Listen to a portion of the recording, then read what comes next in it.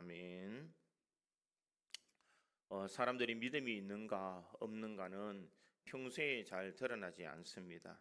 삶의 고난이 찾아왔을 때에 그 고난을 받으면서 어떤 사람은 믿음을 저버리는 사람이 있는가 하면 어떤 사람은 그 믿음을 가지고 이 모든 고난을 넉넉히 이겨나가는 사람들이 있습니다. 고난이 찾아올 때에 절망하는 사람도 있지만 그가 타협하지 않고 자신의 신앙을 굳건히 지켜나가는 사람들도 있습니다.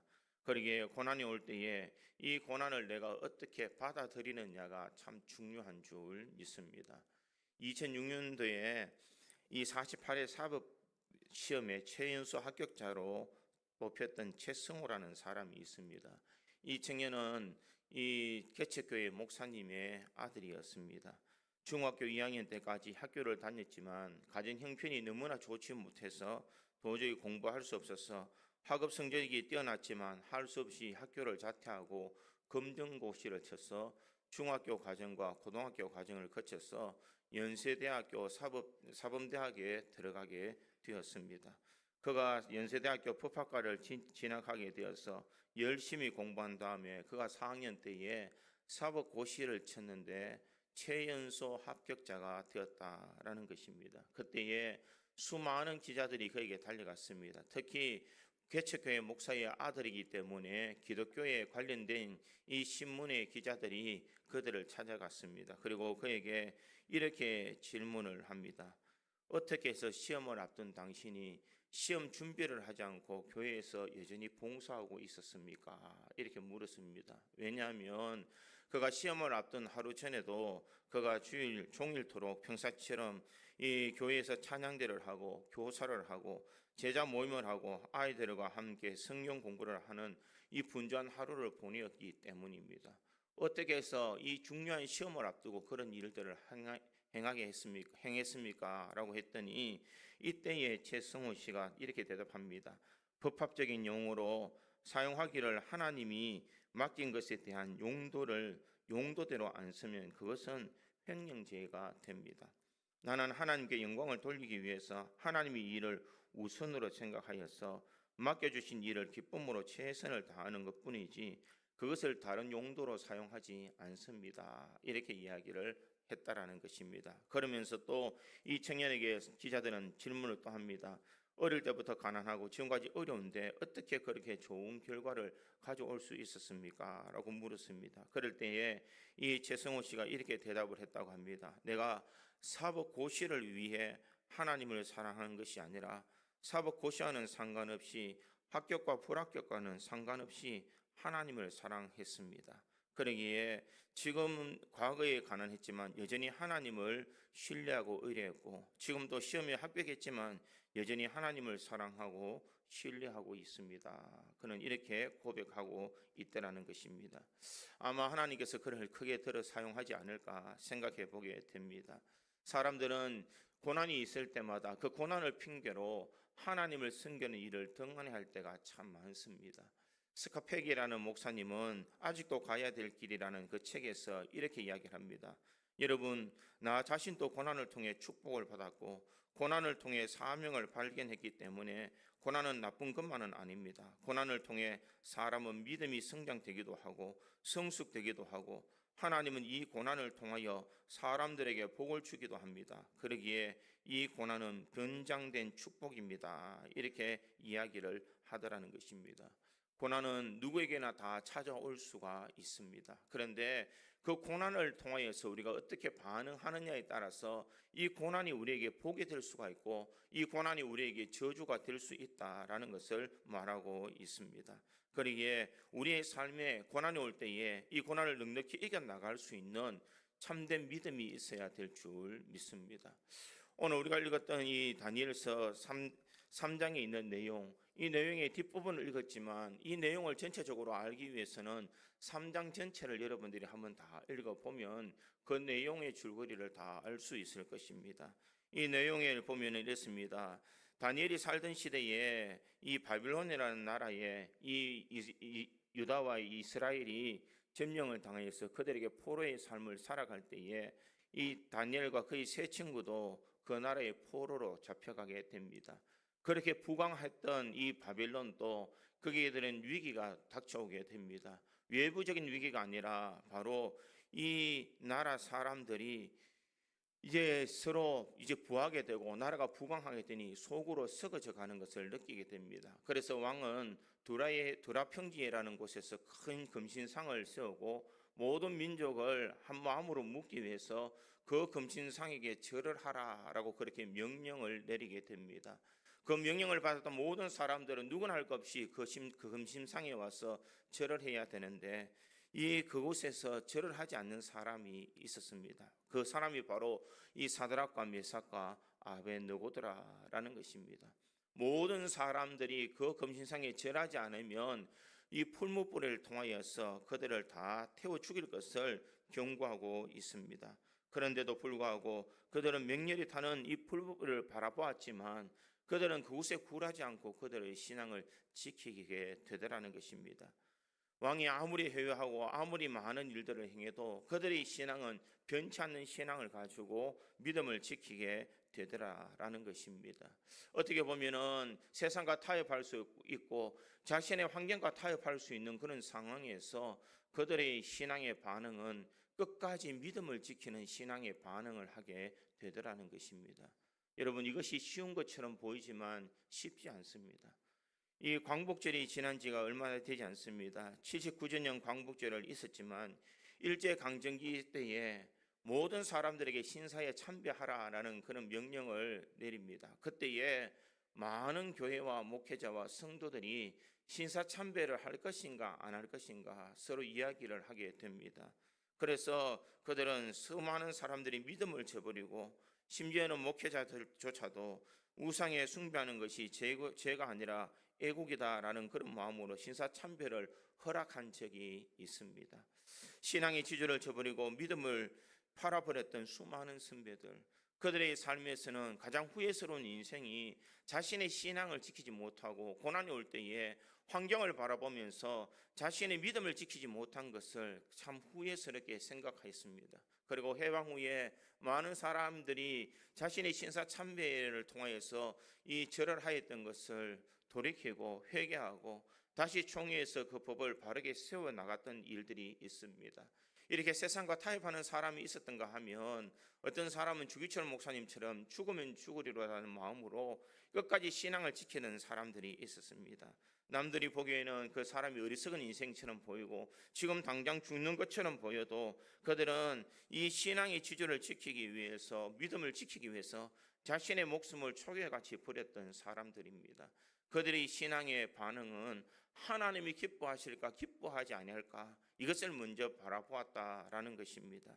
그러기에 우리의 신앙은 오늘 사드락과 메삭과 아벳느고의 그 결정의 신앙이 쉬운 결정이 아니라 일제시대에 자신의 목숨을 던지기까지 목숨을 지키면서 이 주기철 목사님처럼 신앙을 지켰던 사람이 쉬운 결정은 아니라는 것입니다.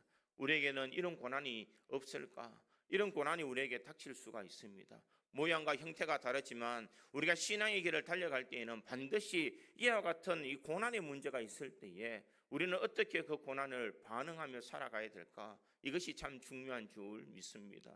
고난이 올 때에 우리는 어떤 신앙의 반응으로 살아가야 되는지 저는 오늘 본문의 말씀을 통하여서 이거를 한번 생각해 보므로 우리 믿음의 성도들이 고난을 통해 올 때에 믿음의 올바른 반응을 통하여서 우리의 신앙을 굳건히 지켜나갈 수 있는 저와 여러분이 되기를 주님의 이름으로 축원드립니다.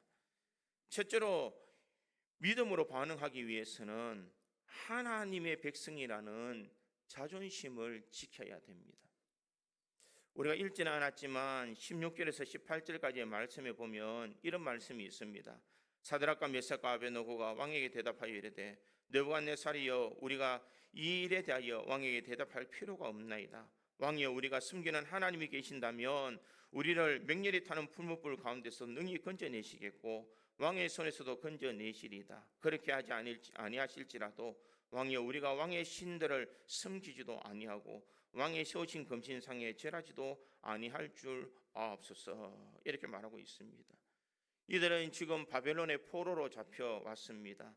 그들은 이 포로의 삶을 살아갈 때에 이 포로의 삶에서 이 나라의 명령을 거역하기란 쉽지 않다라는 것입니다. 자신의 목숨을 걸어야 되고 이런 목숨을 거는 순간에도 수많은 위기와 어려움이 있을 수밖에 없습니다. 이들은 당시에 자신의 신앙을 숨기기 위해서 이 바빌론에서 자신의 신앙의 지조를 지키는 환경과 조건은 허락되지 아니했습니다. 바빌론이라는 나라는 어떤 나라였는가? 우상의 나라였습니다. 얼마나 우상이 많은지 예레미야 50장 38절은 이렇게 말합니다. 이는 그 땅이 조각한 신상의 땅이요 그들은 우상에 미쳤음이라. 이 바빌론의 나라를 향하여서 그들은 우상에 미쳤던 나라다 이렇게 말합니다. 수많은 우상들이 그 나라에 있었고 모든 사람들은 그 우상을 섬기는 데서 미친 사람들처럼 우상을 섬기고 있던 나라가 바빌론이라는 것입니다. 그런 나라에서 그들의 신앙을 지키기란 쉽지 않습니다.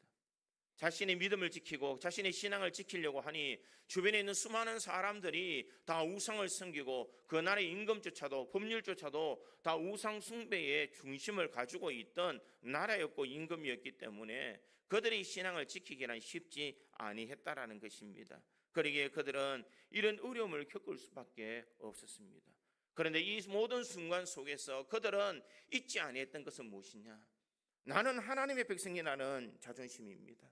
나는 하나님의 택한 사람이라는 이 자존심이 이 우상의 나라 바벨론에서도 자신의 신앙을 지킬 수 있는 그런 믿음의 기반이 되더라는 것입니다.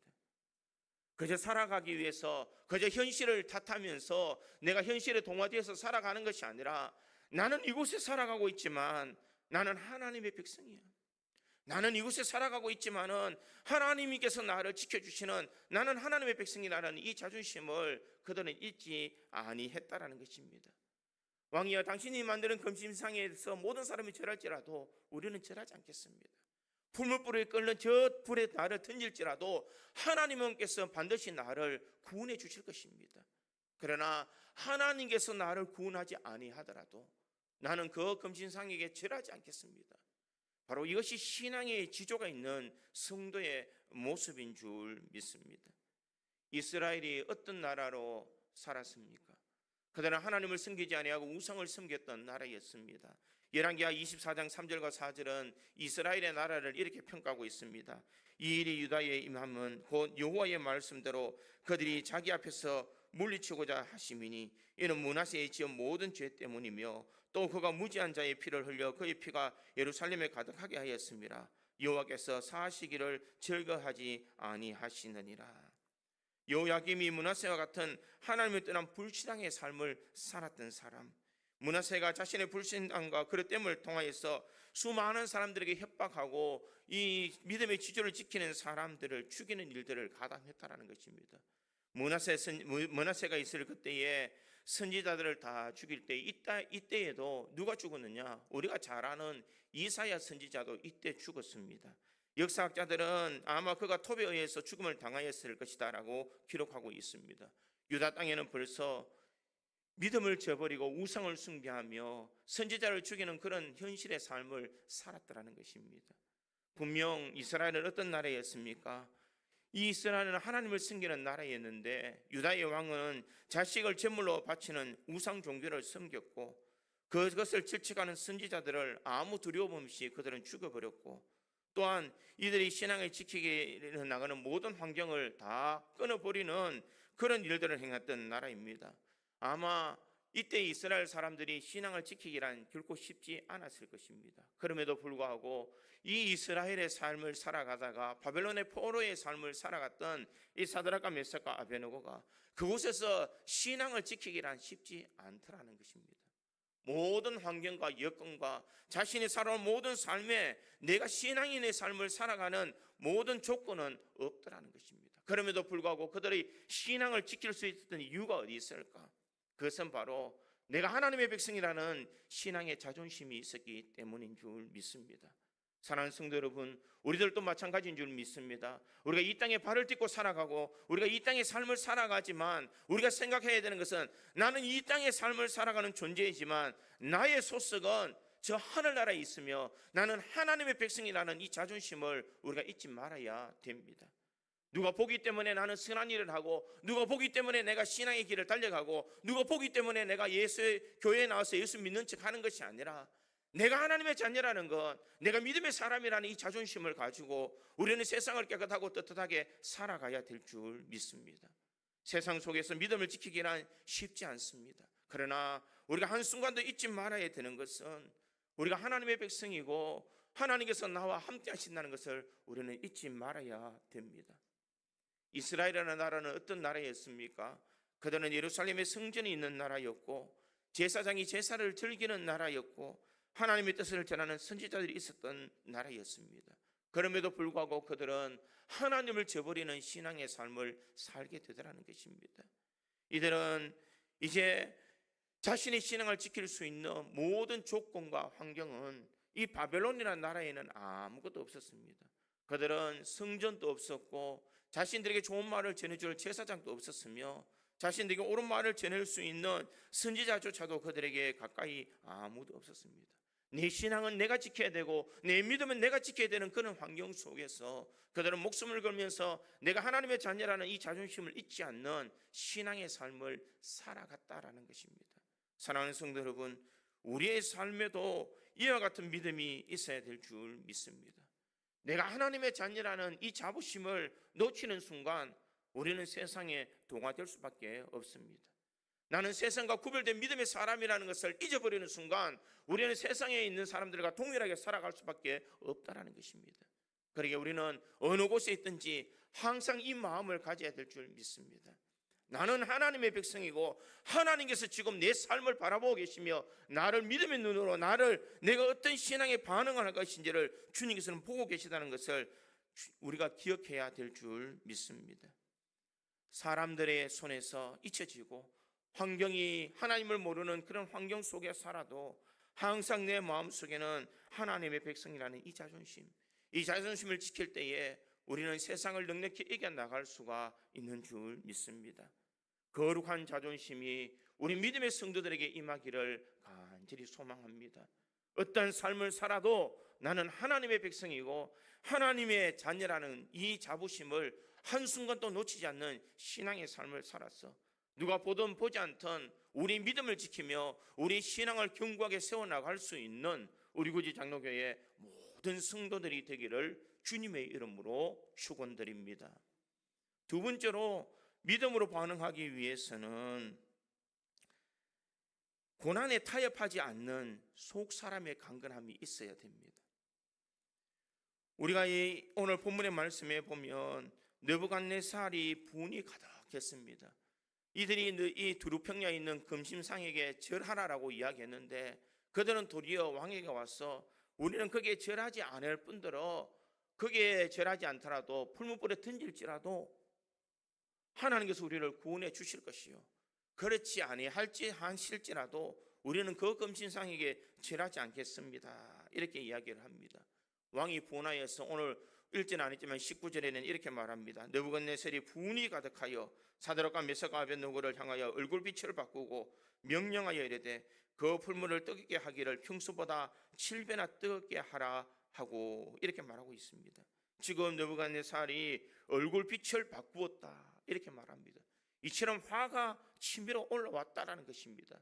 평소보다 7배 그 뜨거운 풀무불을 데워라라고 이야기를 합니다. 느부갓네살이 그들에게 회유책을 쓰고 그들에게 한 번이라도 절한다면 너희를 구원해 줄 것이다라고 이야기를 했지만 그들은 타협하지 않는 신앙이더라는 것입니다. 지금 내가 죽는 한이 있어도 내가 믿음을 지키며 내가 신앙의 지조를 지킬 것이라는 이 타협하지 않는 속 사람의 강건함이 그들의 마음속에 있더라는 것입니다. 왕이 어떻게 회유했습니까? 15절에는 이렇게 성경은 기록하고 있습니다. 이제라도 너희가 준비하였다가 나팔과 피리와 수금과 삼형금과 안금과 생황과 미 모든 악기 소리를 들을 때 내가 만든 신상 앞에 엎드려 절하면 좋거니와 너희가 만일 절하지 아니하면 즉시 너희를 맹렬히 타는 풀무불 가운데 던져 넣을 것이니 능히 너희를 내 손에서 건져낼 신이 누구이겠느냐 하니 이렇게 말합니다. 한 번이라도 절을 해라. 그러면 내가 살려줄 것이다. 만약 그렇지 않으면 저 풀무불을 던져서 그 누가 내 손에서 너희들을 건져낼 수 있겠느냐. 왕은 협박하기도 하고 회유하기도 하고 있습니다.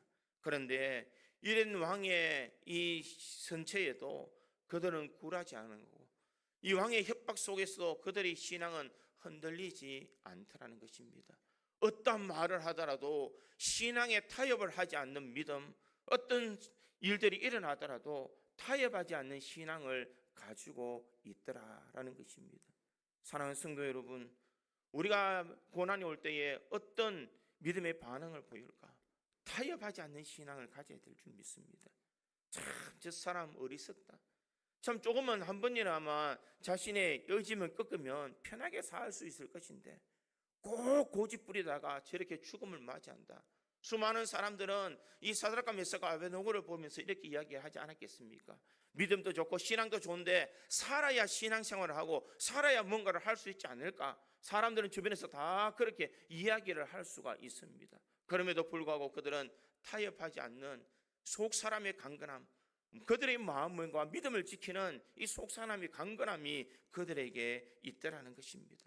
구차하게 생명을 구하지 아니하고 어떤 일들이 오더라도 하나님의 말씀 앞에 나는 세상과 타협하지 않겠다는 견고한 신앙을 그들은 가졌기 때문에 이 모든 것을 넉넉히 이겨나갈 수가 있더라는 것입니다. 사랑하는 성도 여러분, 우리는 믿음의 삶을 살아갈 때 얼마나 세상과 타협하고 살지는 않습니까? 이번 기회에 한 번만 내가 신앙을 꺾지 뭐. 가족들이 다 저렇게 이야기하는데 한 번 교회 안 나가더라도 이 가족들이 편안하면 내가 그렇게 한번 신앙을 꺾지. 우리는 그렇게 생각하고 있습니다. 그러나 오늘 본문에 나오는 이 사드락과 메삭과 아베노고는 그들은 타협하지 않았습니다. 그 어떤 것도 그 세상과 나는 타협하지 않는 신앙, 이 신앙을 내가 가지고 있기에 하나님께서 반드시 나를 지켜주실 것이고 나를 이 모든 풀무에서 건져내 주실 것이라는 것을 그들은 알고 있었다는 것입니다. 긍휼이 타는 풀무 가운데서도 하나님은 능히 나를 지켜주실 것이요, 그리 아니하실지라도 나는 세상과 타협하지 않겠습니다. 나의 믿음은, 나의 신앙은 정해졌습니다. 하나님, 나는 세상과 타협하지 않겠습니다. 세상에 고난이 오더라도 당당하게 맞이할 줄 아는 그런 신앙이 그들에게 있더라는 것입니다. 우리가 잘 아는 18절에 있는 말씀을 다시 보면 그렇게 하지 아니하실지라도 왕이여 우리가 왕의 신들을 숨기지도 아니하고 왕이 세우신 금신상에게 절하지도 아니할 줄을 아옵소서. 하나님이 나를 구원해 주시지 않더라도 우리는 왕의 신들을 숨기지 아니하고 왕이 세우신 금신상에게 절하지 아니할 줄 아옵소서. 나는 죽을 각오가 되어 있습니다. 어떤 회유책에도 어떤 협박 속에서도 나는 내 믿음을 지키겠습니다. 내 신앙을 견고하게 세워가겠습니다라는 확고한 속 사람의 강건함이 이들의 마음속에 있더라는 것입니다. 사랑하는 성도 여러분, 하나님은 어떤 사람을 기뻐하실까? 어떤 순간에도 우리의 믿음이 세상과 타협하지 않는 신앙을 가지기를 원하고 계실 줄 믿습니다. 하나는 이 위기 속에 있는 이 사드락과 메삭과 아베노고를 그저 내버려 두었을까? 그렇지 않습니다. 하나님은 그들을 끝까지 책임져 주시고 그 풀물불에서 그들을 건져낼 수 있는 은혜를 주시더라라는 것입니다. 사랑하는 성도 여러분, 내가 세상에서 내 믿음을 지키면 안 될 것처럼 보이고 세상과 내가 타협해야만 잘 살 수 있는 것처럼 생각할 때가 참 많습니다. 그러나 우리가 하나님을 믿는 신앙이 견고한다면 우리는 세상의 현상보다, 세상의 환경보다 하나님을 더 믿는 믿음이 우리 속에 있어야 될 줄 믿습니다. 하나님, 지금 내가 고난을 당할 수도 있지만 하나님께서 반드시 구원해 주실 줄 믿습니다. 그리 아니하실지라도 나는 믿음을 지키겠습니다. 나는 신앙을 지켜나가겠습니다. 세상과 타협하지 않는 이 속사람의 강건함이 우리 고지 장로교에 있는 모든 성도들에게 임하기를 간절히 소망합니다. 힘들면 세상에 붙었다가 어려우면 다시 주님 앞에 나와서 기도하면 그런 요지부동한 그런 인생의 삶을 살아가는 것이 아니라 우리 믿음의 성도들의 삶은 어떤 순간에도 변치 않는 신앙, 타협하지 않는 신앙을 가지고 믿음을 지켜나갈 때에 그 담대함 속에 주의 은혜와 능력이 반드시 역사되어지는 줄 믿습니다. 주님의 기적은 타협하지 않고 우리가 하나님을 바라보는 믿음이 견고하게 세워질 때에 우리 믿음을 보시고 주님께서는 은혜 내려주시는 줄 믿습니다. 오늘 강건한 은혜를 통하여서 이 모든 고난에서 넉넉히 이겨나갈 수 있는 우리 고지 장로교회 모든 성도들이 되기를 주님의 이름으로 축원드립니다. 세 번째로 믿음으로 반응하기 위해서는 혼자가 아니라는 것을 잊지 말아야 됩니다.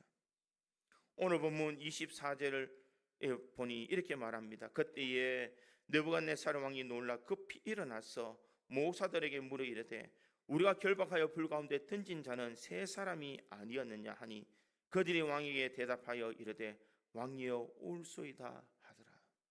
왕이 왜 이런 질문을 하고 있습니까? 우리가 던진 사람은 분명 사드락과 메삭과 아베노고를 풀물불에 던지지 않았느냐? 왜 그런 이야기 했을까? 분명히 세 사람을 던졌는데 그곳에서는 한 사람이 더 있더라는 것입니다. 오늘 보면 25절에 보니 왕이 또 말하여 이르되 내가 보니 결박되지 아니하는 네 사람이 불 가운데로 다 다니는데 상하지도 아니하였고 그 넷째의 모양은 신들의 아들과 같도다 하고 이렇게 말하고 있습니다.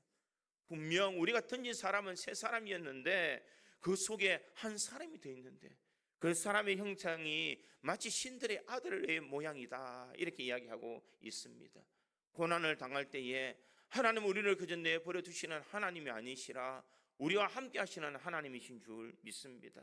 너희가 그냥 풀무불에 던져서 고난을 당하라고 우리를 방치하시는 하나님이 아니시라 믿음을 지키고 신앙을 지키며 세상과 타협하지 않는 이 사드락과 메삭과 아베노고가 풀무불에 던져질 때에 그들이 타지 아니하도록 하나님께서 보호해 주셨고 그들과 함께 동행해 주시는 하나님의 은혜가 그 속에 임하게 되더라는 것입니다.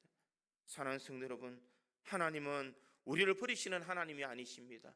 고난 가운데 우리가 고통을 당하고 좌절하고 절망하며 세상을 방관하며 살아가기를 주님께서는 원하고 계시지 않습니다. 우리 삶의 현장에 다가오셔서 우리가 고난의 현장 속에 주님께서 우리와 동행하고 계시는 줄 믿습니다. 내 힘으로 내 의지로 내 그 모든 고난을 이겨나갈 수 없다고 생각할 때에 주님께서 능력의 손으로 우리를 붙잡아 주시고 우리와 동행해 주실 줄 믿습니다. 인간의 한계로 그 풀무불 속에 들어가서 살아남을 사람이 누가 있겠습니까? 아무도 살아남을 수 없을 뿐더러 그곳에서 들어갔을 때에 그들이 불탄 냄새도 나지 않을 정도로 하나님께서는 그들을 지켜주시고 인도해 주셨다라는 것입니다. 그러기에 하나님은 지금도 우리와 함께 하시는 하나님이신 줄 믿습니다. 오늘 보면 27절에도 보니 이렇게 기록합니다. 총독과 지사와 행정관과 왕의 모사들이 모여 이 사람들을 본즉 불이 능히 그들의 몸을 해하지도 못하였고 머리털도 걸리지 아니하였고 겉옷빛도 변하지 아니하였고 불탄 냄새도 없었더라. 하나님은 그들을 철저하게 지켜주시고 인도해 주시더라는 것입니다. 하나님은 이 사드락과 메삭과 아베노고와 함께 해주실 뿐만 아니라 이들의 삶을 통하여서 하나님이 너희와 함께 하심을 드러내며 그 불신자의 입에서 하나님을 모르는 사람의 입술에서 하나님을 찬양할 수 있는 그런 믿음과 은혜를 그들에게 주셨다는 것입니다. 그리고 오늘 본문 29절에서 30절의 말씀에 보니 이렇게 기록합니다. 그러므로 내가 이제 조서를 내놓으니 각 백성과 각 나라와 각 언어를 말하는 자가 모두 사드락과 메삭과 아벳노고의 하나님께 경솔히 말하거든 그 몸을 쪼개고 그 집을 그름틀을 삼을지니 이는 이같이 사람을 구원할 다른 신이 없음이니라 하더라. 왕이 드디어 사드락과 메삭과 아벳노고를 바빌론 지방에서 더욱 높이니라. 이제 망하고 죽을 것 같은 인생들을 하나님께서 믿음에 반응하는 그들에게 함께 주셨고 그들을 모든 사람들보다 그 지방에 더 높이 들려질 수 있는 은혜를 허락해 주시더라라는 것입니다. 사랑하는 성도 여러분, 우리 하나님은 우리를 떠나시는 하나님이 아니시라 고난의 현장 속에서 내가 힘들어하면 할수록 우리와 더 가까이 하고 계시며 우리에게 은혜 내려주시는 주님이신 줄 믿습니다. 왜 나의 믿음은 자꾸 연약해질까? 왜 나는 고난이 왔을 때 나는 왜 이렇게 어려움을 당할까? 그것은 나 혼자 그것을 감당하려고 하기 때문입니다. 하나님이 내 곁에 계시다는 것을 알지 못하기 때문에 우리는 힘들어하며 절망하며 살아갈 수밖에 없다라는 것입니다. 고난의 현장 속에 내 곁에는 하나님이 계시다는 것, 하나님께서 나에게 능력의 손으로 붙잡고 계시다는 것, 내가 저 풀무불에 던질지라도 하나님은 나를 지켜주시고 불탄 냄새도 나지 않을 정도로 우리를 완벽하게 보호해 주신다는 이 믿음을 가지고 우리는 세상을 넉넉히 이겨나가야 될 줄 믿습니다. 하나님은 우리를 혼자 내버려 주시는 하나님이 아니시라 언제나 함께 하시는 하나님이신 줄 믿습니다. 그 하나님께서 우리에게 은혜 베풀어 주실 때에 우리는 세상의 모든 고난을 넉넉히 이겨나갈 수 있으며 우리의 문제를 넉넉히 해결해 나갈 수가 있는 줄 믿습니다. 사랑하는 성도 여러분, 우리가 어떻게 믿음으로 반응해야 되겠습니까? 우리가 믿음으로 반응하기 위해서는 내가 하나님의 백성이라는 자존심을 굳건히 지켜나갈 수 있기를 간절히 소망합니다. 나는 세상과 타협하지 않는 속사람이 강건한 사람이 되어야 될 줄 믿습니다. 그리고 내가 고난의 현장에 혼자 있는 것이 아니라 하나님이 나와 함께하고 계시다는 것, 그 하나님이 나를 지켜주시고 나를 능력의 손으로 붙들어 주신다는 것을 늘 믿으며 이 고난을 넉넉히 이겨나갈 수 있는 우리 믿음의 성도들이 되기를 간절히 소망합니다. 이들을 통하여서 아무리 어려운 시기를 지나간다 할지라도 하나님은 반드시 나를 회복시켜 주신다는 확고한 믿음을 통하여서 든든히 신앙을 지켜나갈 수 있는 우리 모든 성도들이 되기를 주님의 이름으로